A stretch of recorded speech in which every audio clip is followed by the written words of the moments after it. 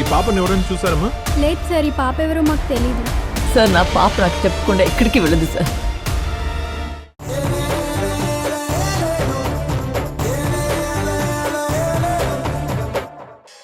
చెల్లెమా, దీనికి మీరు సమాధానం చెప్పండి. ఎంత కోపం ఉంటే మాత్రం ఇలా చేతులు కలిచేస్తారా? చాలా తప్పిది. రే ఆగరా. నన్ను ఆపకండి బాసు. సాటి మగాడిగా నేను మీ తరపున నిలబడకపోతే మన మగజాతికి అవమానం. పైగా రేపో మాపో నేను కాబోయే మొగుణ్ణి. మనందరం యూనియన్ ఫామ్ చేసుకోవాలి. భర్తల సంక్షేమం కోసం, భర్తల హక్కుల కోసం మనమంతా కలిసి పోరాడాలి. అన్నయ్య. ఏంటమ్మాయి అరుస్తున్నావేంటి? అరుస్తున్నావేంటి? నాకు కూడా వాతలు తీస్తావా ఏంటి? మీరు ఇలాగే మాట్లాడుతుంటే మీకు కూడా వాతలు తీస్తా. ఆ నాలుక మీద తీయాలి ముందు. నాలుక మీద? నాలుక మీద వాతలు తీస్తే ఈ అన్యాయాల్ని, అక్రమాల్ని ప్రశ్నించలేననుకుంటున్నావా? అప్పుడు కూడా ప్రశ్నిస్తా. మీరు ఆపుతారా? ఆయన గారి చేతులు నేనేం కాల్చలేదు, ఆయనే కాల్చుకున్నారు.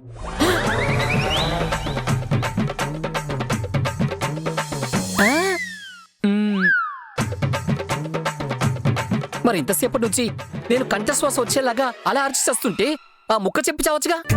ఎక్కడ చెప్పనిచ్చావురా? నీ పాటికి నువ్వు లోడా వాగుతూనే ఉన్నావు కదా. అసలు మీరెందుకు కలుసుకున్నారు స్వామి?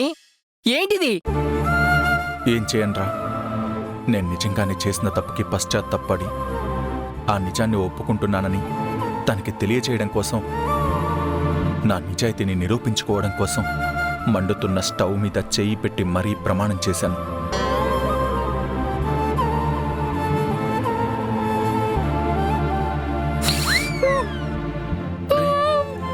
నా చేతులు కాలిపోతే నీ కళ్ళల్లో నీళ్ళొస్తున్నాయేంట్రా?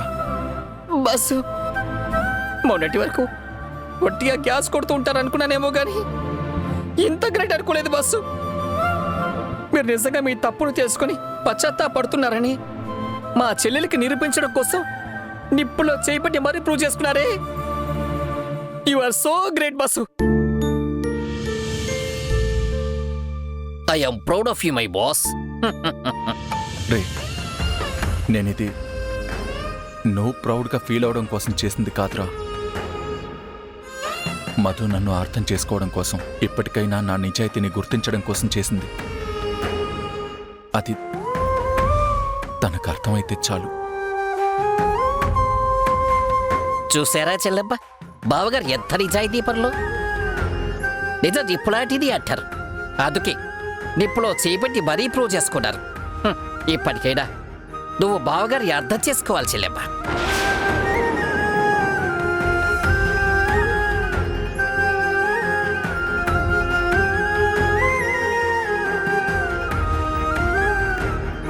Bus, you are great bus.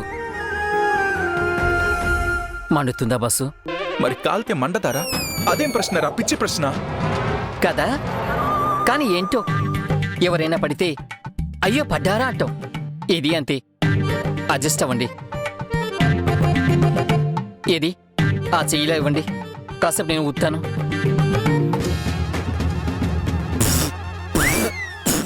Ray ray ray, ఉమ్ముతావేంట్రా? Sorry boss, గట్టిగా ఊదాను, అది ఉమ్మినట్టు వచ్చేసింది. మెల్లిగా ఊతాను.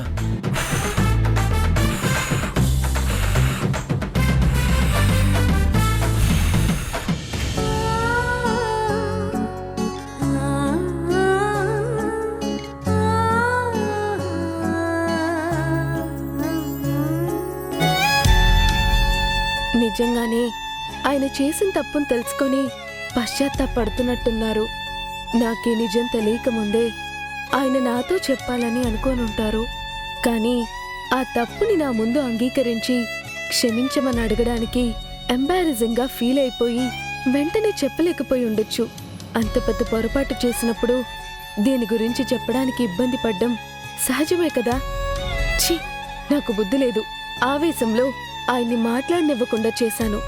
ఆయన నెత్తి నోరు బాదుకొని ఎంత చెప్పినా నమ్మకుండా అబద్ధాలు కప్పిపుచ్చుకోవడానికి నాటకాలు ఆడుతున్నారని అపార్థం చేసుకొని ఎంతో బాధ పెట్టాను, అవమానించాను. చిచ్చి, నాకీ తొందరపాటేంటో. ఆయన ఎంత గొప్ప మనిషి. ఆయనతో పోలిస్తే నేనెంత. ఆయన నన్ను క్షమించు అంటూ వెంటపడ్డారు. నేనే తెగవో అని బడాలకపోయి బాగా హర్ట్ చేశాను. బుద్ధి లేని గాడిదవే నువ్వు. పాపం ఆయన